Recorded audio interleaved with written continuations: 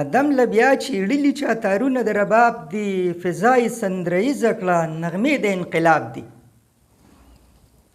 محترمو، د ادم خان درخانۍ دا یو روماني داستان دی، تاسو ټول ترې نه ښه واقف یې. ادم خان درخانۍ د پښتنو په ولسي داستانونو کې یو داستان دی، روماني داستان دی. دی د بازدري اوسیدونکي وو.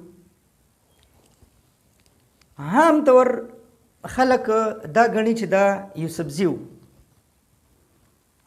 خو قاضي عبدالحلیم اثر افغان دا په خپلې څېړنې سره چې ډېر لوی څېړنکار، ډېر قابل سړی، ډېر ښه تاریخدان، هغه دا ثابته کړې ده په خپل دلیلونو سره، خپلو دلیلونو سره یې دا واضحه کړې ده چې ادم خان درخانۍ خټک و. او خوشحال خان خټک چې خپل زوی صدرخان خټک ته د دې داستان په شعر کې د لیکلو، یعنې په لنډ بحر کې هم د لیکلو ویلي وو، نو قاضي عبدالحلیم اثر افغاني وایي چې دا ځکه ورته ویلي وو چې دا داستان هم د خټکو دی، خو بیا د دې دپاره چې هغه کومې شجرې رالټولې دي، نو هغه شجرې زه تاسو ته بیا په